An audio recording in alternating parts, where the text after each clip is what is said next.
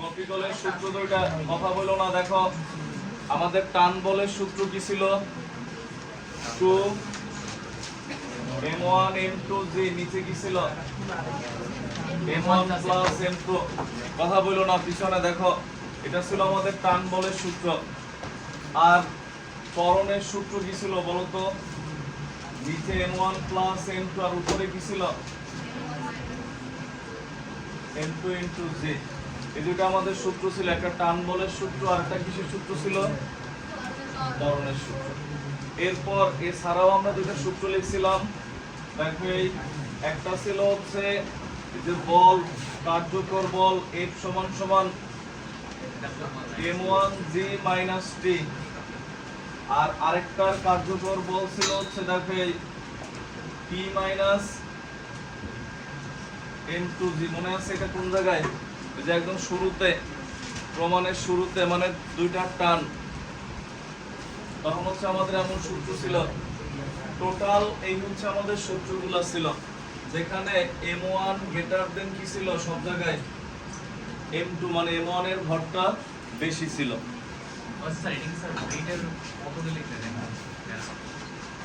এই সূত্রগুলো আমাদের লেখা ছিল। আমরা একটা সিকিউ লিখে হচ্ছে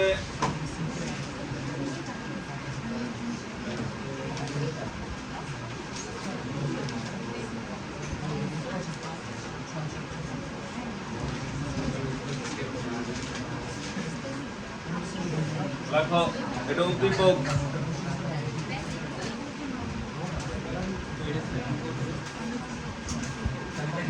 হ্যাঁ এটা উদ্দীপক, লেখো তাড়াতাড়ি, কথা না বলে তাড়াতাড়ি লেখো।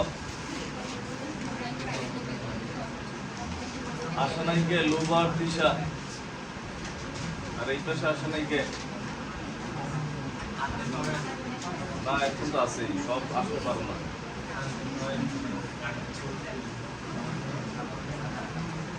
উঠাও তাড়াতাড়ি উঠাও।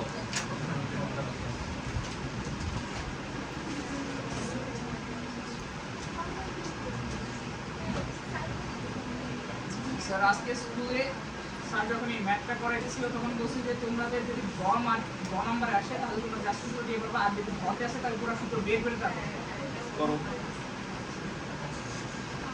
দেখো এটা লেখার পর উদ্দীপকের সাথে বাংলা লেখা লেখো।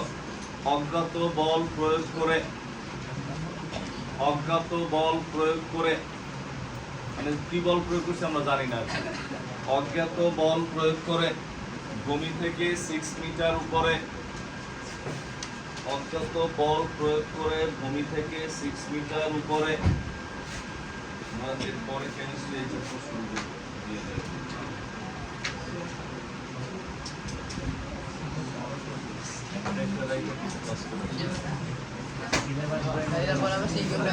লেখো অজ্ঞাত বল প্রয়োগ করে লিখছো ভূমি থেকে 6 মিটার উপরে কপিতলের, ভূমি থেকে 6 মিটার উপরে কপিতলের দুই প্রান্তে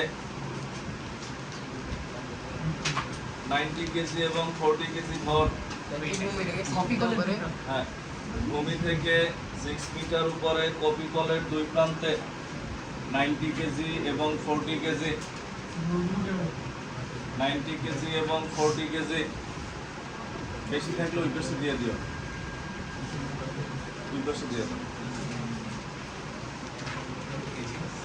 তুমি একটা রেখে ওটা সামনে দিয়ে দাও। 90 কেজি এবং 40 কেজি লিখছো। কপিতলের দুই প্রান্তে 90 কেজি এবং 40 কেজি। 6 মিটার উপরে কপিতলের দুই প্রান্তে 90 কেজি এবং 40 কেজি ভরের, ভর 90 কেজি এবং 40 কেজি ভর স্থির অবস্থায় রাখা আছে, স্থির অবস্থায় রাখা আছে। গ নম্বর দিয়ে লেখো, গ নম্বর দিয়ে লেখো হচ্ছে কপিকলকে স্থির রাখার জন্য, কপিকলকে স্থির রাখার জন্য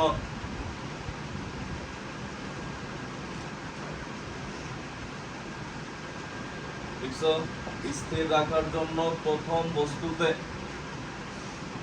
প্রথম বস্তুতে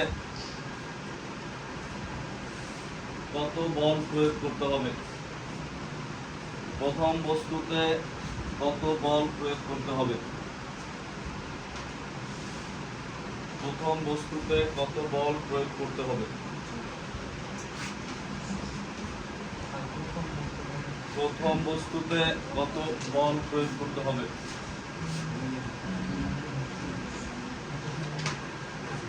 প্রথম বস্তুতে কত বল প্রয়োগ করতে হবে?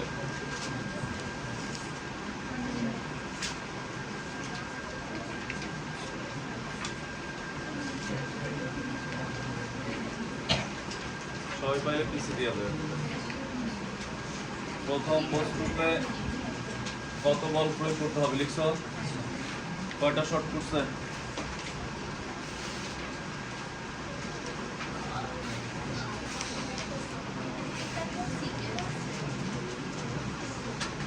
দেখো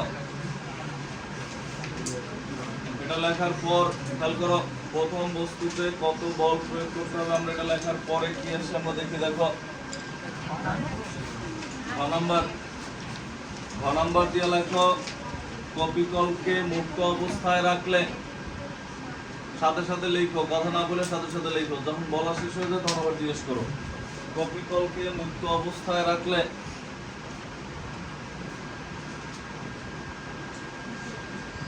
প্রথম ভরটি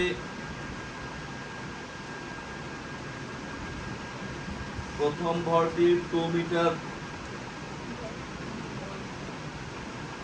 নিচে নামার মুহূর্তে বস্তু দুটির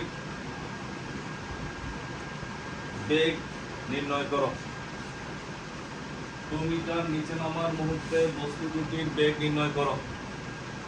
2 মিটার নিচে নামার মুহূর্তে বস্তু দুটির বেগ নির্ণয় করো।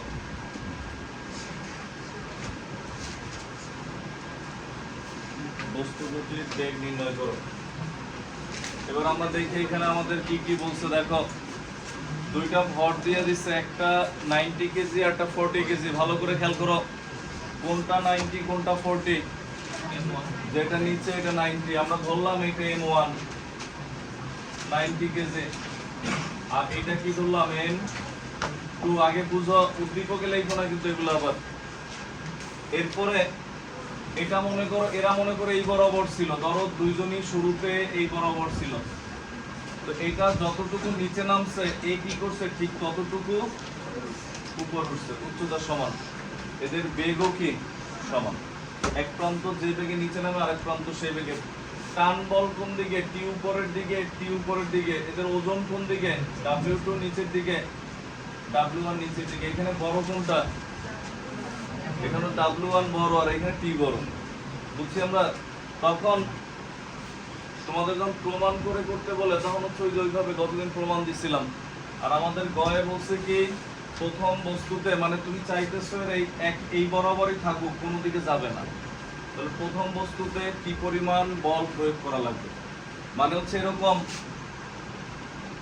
নিচের দিকে মনে করো 100 নিউটন বল প্রয়োগ হইতেছে, উপরের দিকে 80 নিউটন, বস্তুটা কোন দিকে যাবে? তাহলে তুমি কার পক্ষ নিয়ে কিছু বল প্রয়োগ করলে বস্তুটা স্থির থাকবে, তখন কার পক্ষ নেওয়া লাগবে?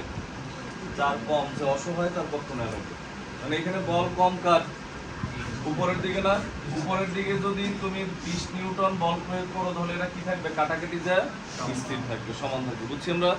এখন তুমি কি পরিমাণ বল প্রয়োগ করবা এটা ডিপেন্ড করে কোনটা বড়। এই দুটো বিয়োগ করবো আমরা, বিয়োগফল যেটা আসবে ওই পরিমাণ বল আমাদের প্রয়োগ করা লাগবে। ওই বলটা কোন দিকে প্রয়োগ করব? যেটা ছোট সেদিকে। বুঝছি আমরা কথাগুলো? তো তখন আমরা যদি লিখি, দেখো প্রথম বস্তুর ক্ষেত্রে, এখন তোমার কোশ্চেন থাকতে পারে স্যার প্রথম বস্তু এটা আমরা বুঝলাম না, এটা তো প্রথমে দেবো। কোশ্চেনে দেখো কোন ভরটা প্রথমে দিছে, এখন ওইটি প্রথম। বুঝছি আমরা? তো এখানে হচ্ছে প্রথম বস্তুর ক্ষেত্রে খেয়াল করো, M1 = 90 কেজি বুঝানো আগে পরে লেখা। অতএব W1 = Ng1 কত আসছে দেখো, 882 নিউটন। এটা আসছে W1। মানে একবার W1 বের করছে আরেকবার কি বের করা লাগবে, T বের করা লাগবে। আবার T সমান সমান 2m1 m2j নিচে m1 প্লাস m2, এটা কত আসে দেখো, মানগুলো বসাও, দেখো কত আসে। বুঝছেন না কি করতেছে? হ্যাঁ, প্রথম বস্তুর একবার নিচের দিকে ওজনটা বের করতেছে আর একবার উপরে টি বের করতেছে, এটাতে পার্থক্য করতেছে। কত আসে দেখো তো,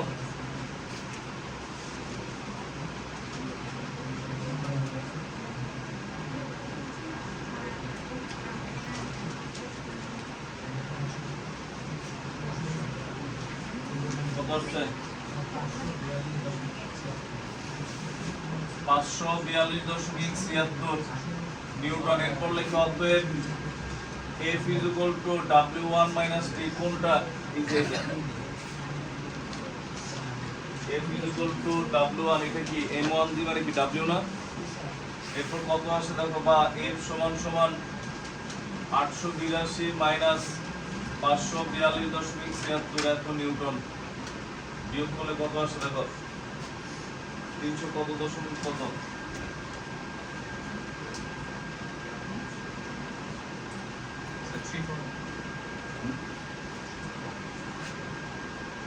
300 কত, 340 দশমিক, তুমি কি 29 করছো? তাহলে হয় নাই, 39 হবে। তুমি তো এটা থেকে বিয়োগ করে এটা রেখে দিছো, হবে না। 39.24 মনে হয় নাকি, এত নিউটন। তার মানে এত নিউটন বল তোমার প্রয়োগ করা লাগবে, একটু ঘাটতি আছে। তো এই ঘাটতিটা, হ্যাঁ দেখো, এই ঘাটতিটা তুমি কোন দিকে প্রয়োগ করবা, যেদিকে কম আছে। তার মানে অতএব নিচে বাংলা লেখা লাগবে, আগে এতটুকু লেখো, আগে এতটুকু লেখো।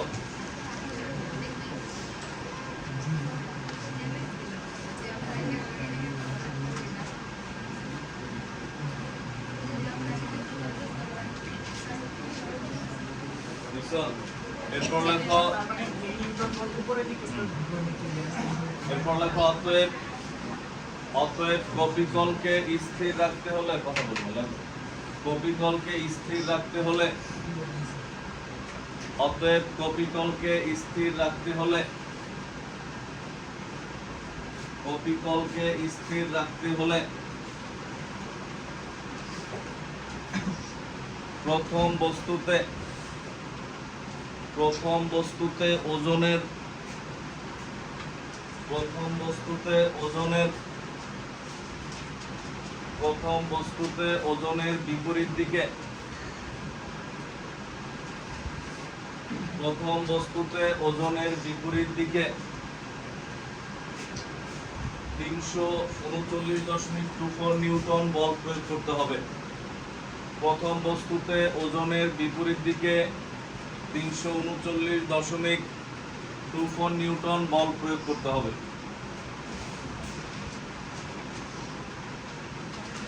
খ নম্বরে বলছি কি দেখো, বস্তুদ্বয়ের বেগ নির্ণয় করতে। অঙ্ক সহজ। বস্তুদ্বয়ের বেগ নির্ণয় করতে বলছে, আমরা আগেই বলছিলাম এই যত বেগে নিচে নামে সেই সেম বেগে কি হয়, উপরে উঠে। তার মানে দুইজনের বেগ কি সমান।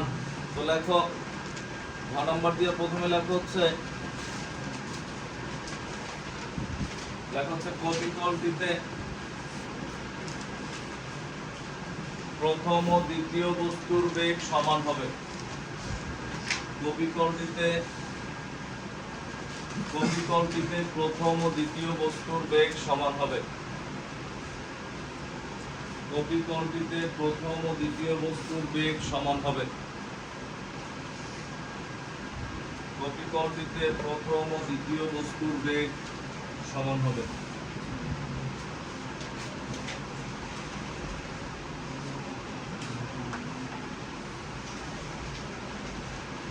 এরপর লেখা হচ্ছে, ধরে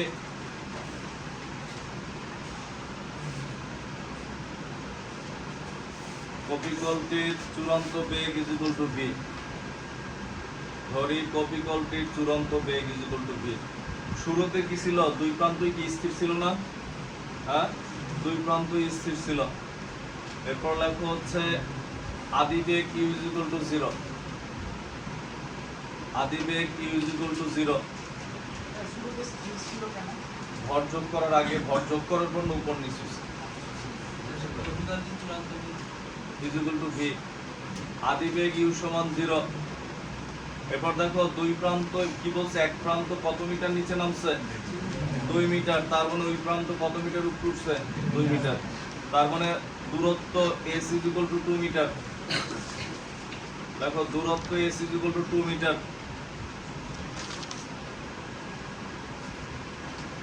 ত্বরণ দেয়া নাই, বলতে পারো স্যার নিচ থেকে উপর হচ্ছে ত্বরণ 9.8 দিয়ে দিই, বলতে পারো, বাট কেন হবে না 9.8? 9.8 হচ্ছে মুক্ত অবস্থায়, যদি আমরা কোনো বস্তু শুধু ছেড়ে দিই কোনো বাধা নাই, অথবা ছুঁড়ে মারলাম কোনো বাধা নাই, নিজের মতো চলতেছে। এখানে তো তুমি রশি দিয়া বস্তু দিয়ে ঝুলায় রশি আটকায় রাখছো, যেমন লিফট উপর থেকে নিচে নামে, এর ত্বরণ কিন্তু 9.8 না। যদি লিফটের রশি কাইটা দাও 1 লাখ পড়ে যায় তখন 9.8, বুঝছি আমরা। তো এখন তো এই ক্ষেত্রে আমরা যখন অঙ্ক লিখি দেখো, তখন আমাদের এই যে দেখো অতএব আমরা জানি V square is equal two কি, কিউ স্কয়ার প্লাস কে 2as, এটার মান 0, বা ভি ইজ ইকুয়াল টু কত √2as। সমস্যা হচ্ছে ত্বরণ নাই, এস দেয়া আছে 2 মিটার, ত্বরণ আছে আমাদের, ত্বরণ নাই, এটা আমরা এক নং সমীকরণ দিয়ে রেখে দিলাম। এরপর লিখি আবার ত্বরণ a সমান সমান m1 m2 × j। তুমি চাইলে সূত্রে প্রমাণ করে করতে পারো, সমস্যা নেই, যদি স্কুলে বলে। কেন বলে আমি জানি না, তাইলে কারণ যদি এটা প্রমাণ করে করাই দরকার হয়, তাহলে যে আমরা ভরবেগের সংরক্ষণ সূত্র অঙ্ক করি m1 u1 m2 u2, তাহলে প্রমাণ করে মনে করো, তখন কেন প্রমাণ করে করো না, তখন করাবেও না স্কুলে প্রমাণ করে। কিন্তু এখন নিয়ম, নিয়ম যেহেতু নিয়ম, দেখো প্রমাণ তো লাগবেই না। দেখো যদি প্রমাণ করে যদি করো তাহলে সূত্র দরকার নেই, কোনো সূত্র দরকার নেই, s equal to u t plus half u t square প্রমাণ করে অঙ্ক করবো। দেখো মান বসাও, বলো কে কি জিজ্ঞেস করছিলাম?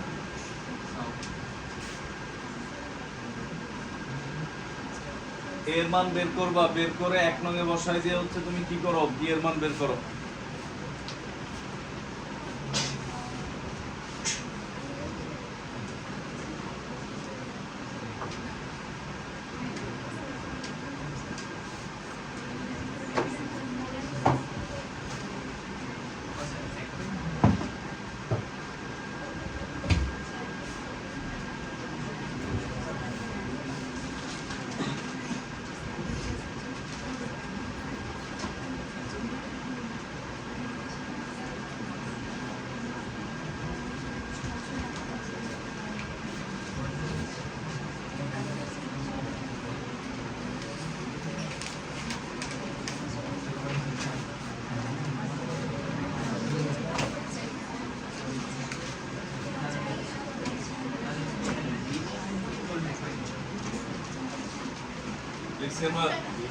এরপরে আরেকটা সিকিউ লেখো।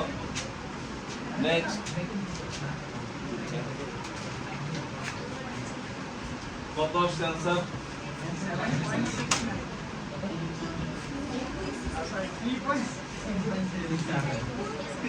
3.69 লেখো। 3.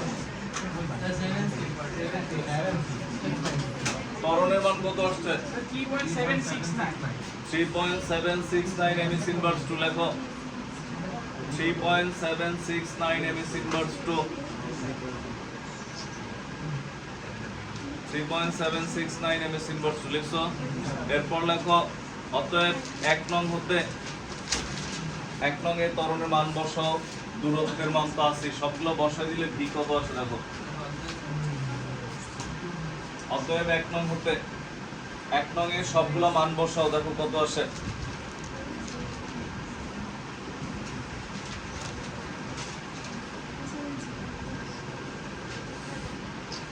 এক নং এ সবগুলো মান বসাও, দেখো কত আসে।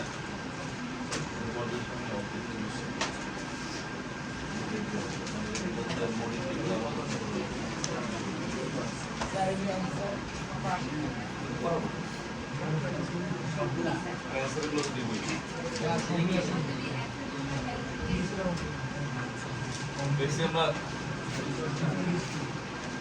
কত আসছে বের করছো কেউ? হ্যাঁ 3.882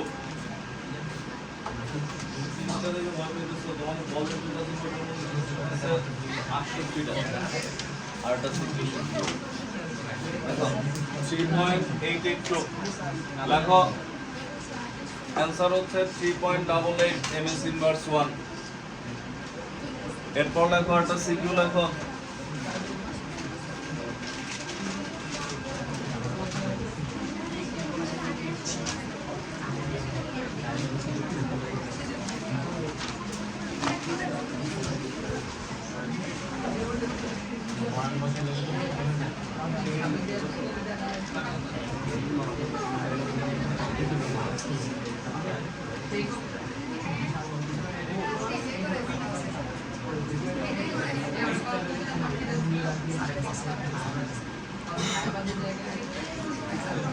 উঠাও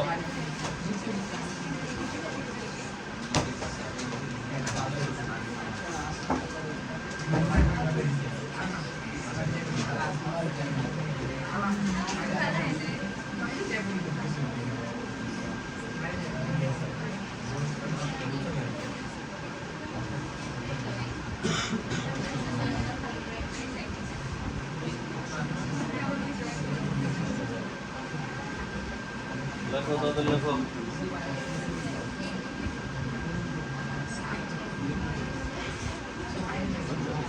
উদ্দীপক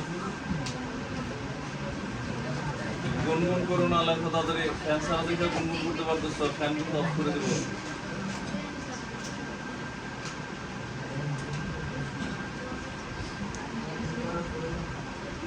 লেখা হচ্ছে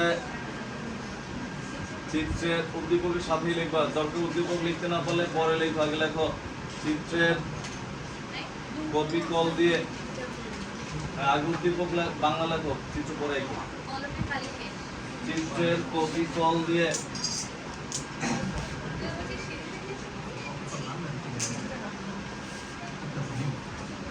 দেখো চিত্রের কপি কল দিয়ে একটি ভরকে দুই পাশ থেকে দুটি ওজনের মাধ্যমে বল প্রয়োগ করা হচ্ছে একটি ভরকে দুই পাশ থেকে দুটি ওজনের মাধ্যমে বল প্রয়োগ করা হচ্ছে 2 নম্বর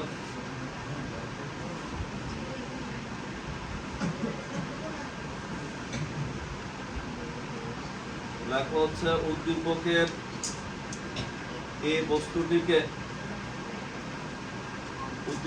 এই বস্তুটিকে ঘর্ষণহীন টেবিলে রাখা হলে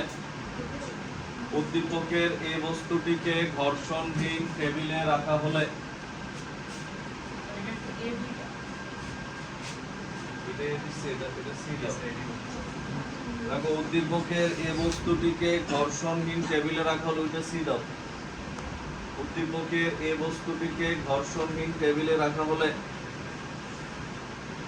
বস্তুটির উপর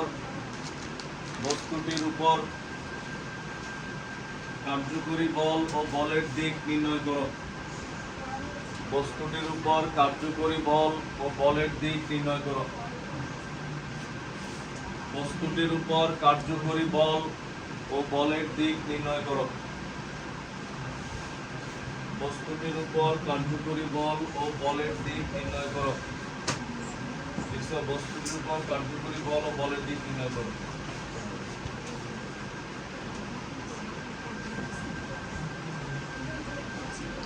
এরপর লেখো ঘ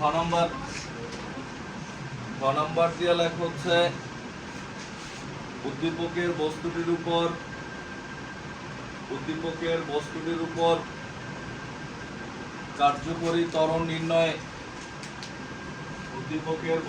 উপর কার্যকরী ত্বরণ নির্ণয়ে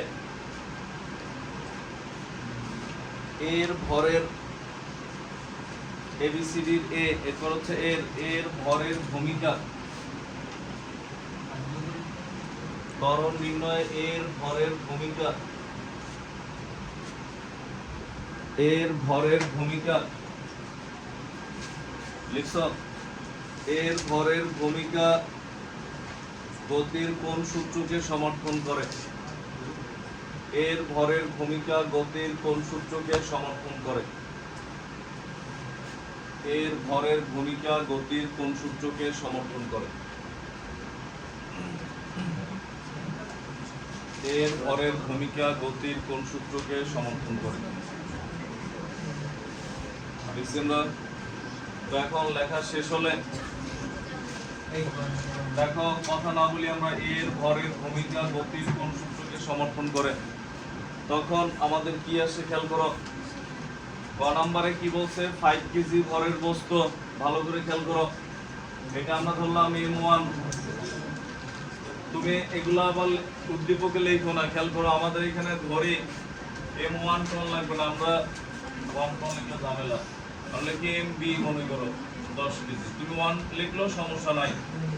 MC 5 কেজি। দুইজন দুই দিক থেকে টানতেছে, কথা বলো না দুইজন, দেখো দুইজন দুই দিক থেকে টানতেছে, তাহলে কে নিচে যায় আর কি উপরে যায়? নিচে যায় উপরে যায় নাকি? কার্যকর বল, তাহলে কার্যকর বল মানে কি? একজনেরটা থেকে আরেকজনেরটা কি হবে? বিয়োগ হবে নাকি? একজনেরটা থেকে যে আরেকজনেরটা বিয়োগ করবা, তখন কি হবে? দেখো এই কার্যকর বল একটা নিচের দিকে একটা উপরের দিকে, তখন কি ঘটে? দেখো আমরা যদি লিখি, দেখো এই F, হ্যাঁ এটা ওই যে একটু কপি করলে আমরা কি বললাম, ওজন তো নিচের দিকে, বাট টান বল বেশি দেখি তো উপরে উঠে গেছে। তো এইটার জন্য কি আসবে? FB সমান সমান কি আসবে বলো তো? মনে করো WB মাইনাস KT। বুঝছি আমরা 1 2 দিলে 1 2 হইতো, B দিছি দেখো না, B লিখছে।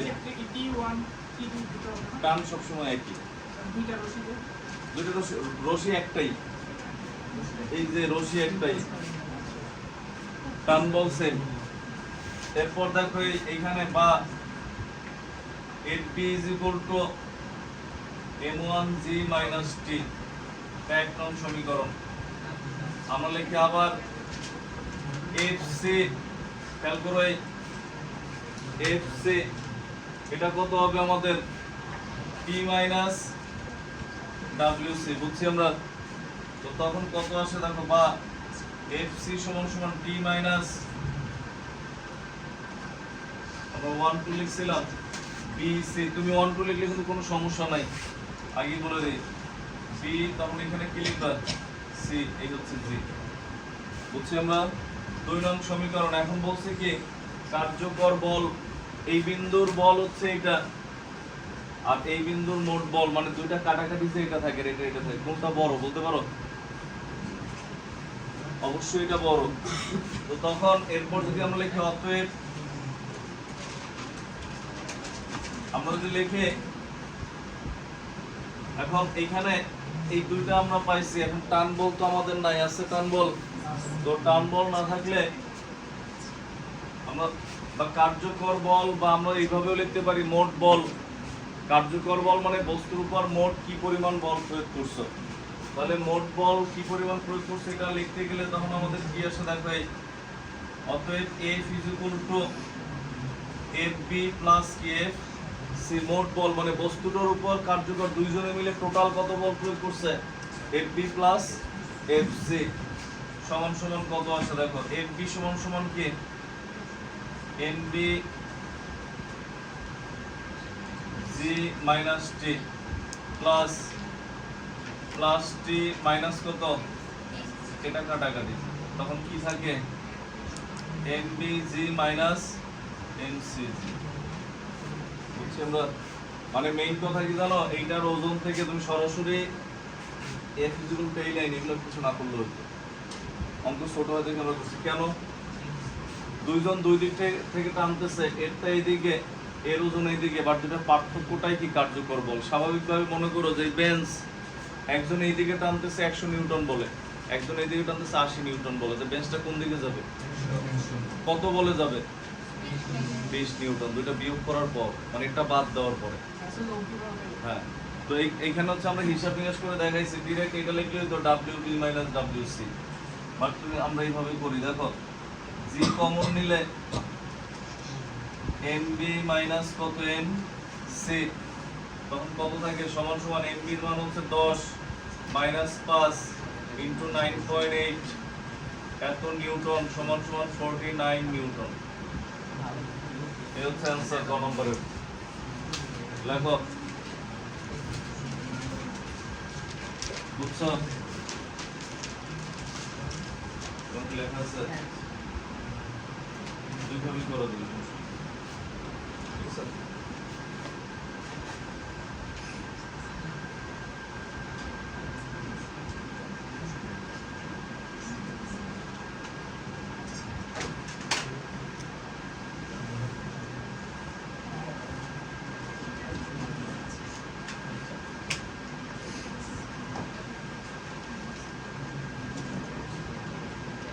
এরপর লেখো নেক্সট।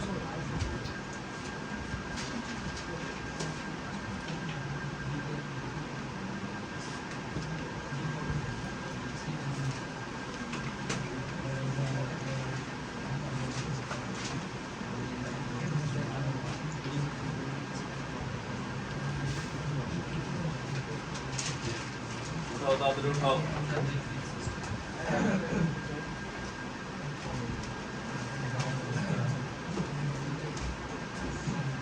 তোমাদের বেশি বেশি পরীক্ষা নেওয়া লাগবে, রেজাল্ট এটাই ঝামেলা, এবং পরীক্ষাগুলো পড়ে না দিলে পানিশমেন্টের ব্যবস্থা আছে। আপনি তো খালি পুরস্কারের ব্যবস্থা ছিল, পানিশমেন্ট পি পুরস্কার আর পানিশমেন্ট।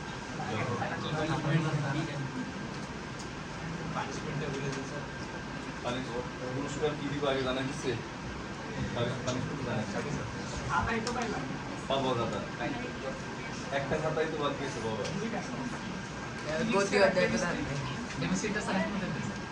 তোমাদের খাতা বাকি দেওয়া বাকি কয়টা? কোনটা কোনটা?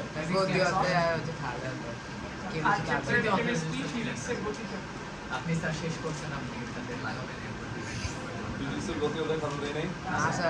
তোমার আমি তো জানি তোমাদের একটা খাতা বাকি। কি বলো? আপনি দুটো বাকি। বিকালের কাছে যেদিন ফিজিক্স হয়েছিল ওই দিন আমাদের কেমিস্ট্রি ছিল। হ্যাঁ, ওইটাই তো বাকি ছিল। এরপর গতি নিয়েছিলাম আবার, কবে নিয়েছিলাম? ও আচ্ছা, এই কারণে মনে নেই। ওটা তো দেখিই নেই, ওটা আমি জানি না যেটা আসছে। দাঁড়াও,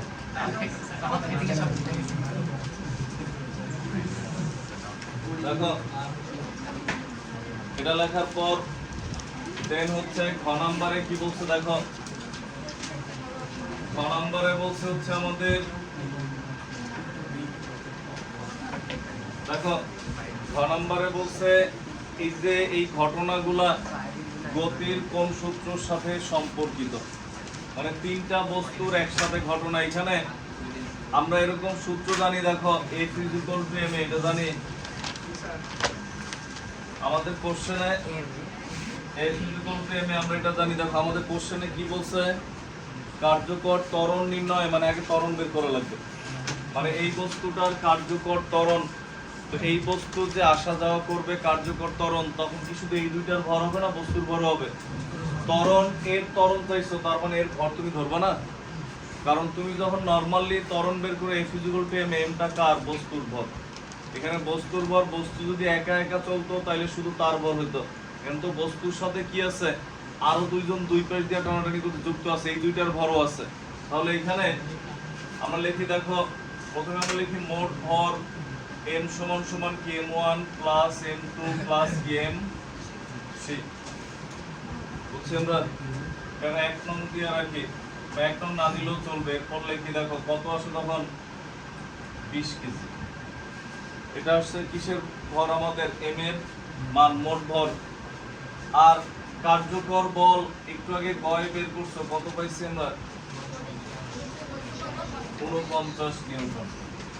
তাহলে অতএব আমরা জানি F = কি? ma, বা A = F/m। কত আসে? কত আসে? 2.45 ms/2। শুধু ত্বরণ বের করতে বলে তো অঙ্ক শেষ হতে বলছে। এটা গতির কোন সমীকরণকে কি করে? সমর্থন করে। এখন কোনটাকে সমর্থন করে আমাদের সেই জিনিস ব্যাখ্যা করা লাগবে। তো এই জিনিস ব্যাখ্যা করতে গেলে তখন আমরা লিখি, দেখো এটা নিচে বাংলা একটু লেখা হয়েছে, তাড়াতাড়ি লেখো। একটু লেখার পর নিচে বাংলায় লেখো।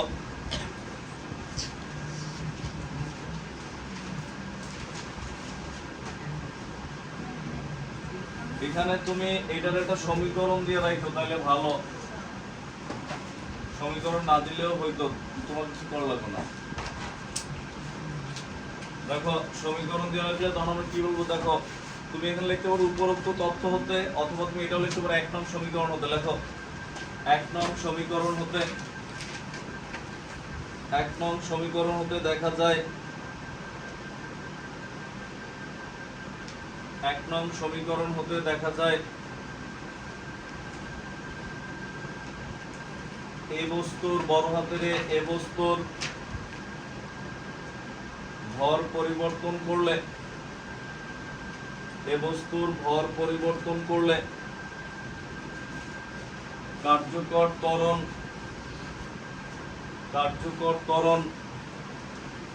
ছোট হাতের এর পরিবর্তন ঘটে।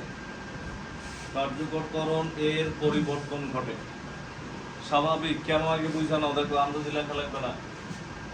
এই বস্তুর ভর যদি চেঞ্জ করো, দেখো এই যে এটা যদি চেঞ্জ করো, মনে করে এটা এই বস্তু ধরো, তাহলে মোট এম কি হয়ে যাবে, চেঞ্জ হবে না?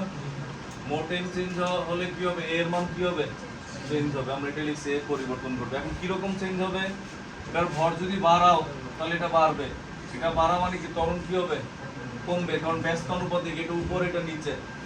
আর যদি ভর কমাই আমরা এই বস্তুর, তাহলে ত্বরণ কি হবে, বাড়বে, উল্টা। তো লেখো এরপর এটা সাথেই লেখো, লেখো হচ্ছে এক্ষেত্রে এ বস্তুর ভর বাড়লে কার্যকরী ত্বরণ কমে। এক্ষেত্রে এ বস্তুর ভর বাড়লে কার্যকরী ত্বরণ কমে। এক্ষেত্রে এ বস্তুর ভর বাড়লে কার্যকরী ত্বরণ কমে।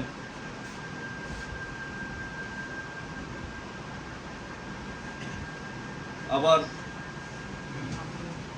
ত্বরণ কমে, আবার এ বস্তুর ভর কমলে কার্যকরী ত্বরণ বৃদ্ধি পায়।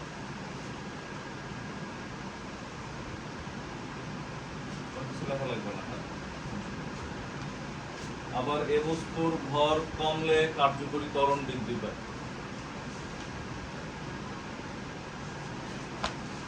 অতএব 1 নং হতে a সমান সমান f/m বা f is equal to k ma। অতএব 1 নং হতে a is equal to f/m বা f সমান সমান k ma লেখো। উল্টো হলেও হবে, চিন্তা করুন না, ঠিক আছে। এবার নিচে লেখা হচ্ছে উদ্দীপকের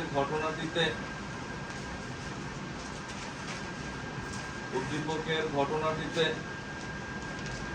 বস্তুর কার্যকর ত্বরণ নির্ণয়ে, উদ্দীপকের ঘটনাটিতে বস্তুর কার্যকর ত্বরণ নির্ণয়ে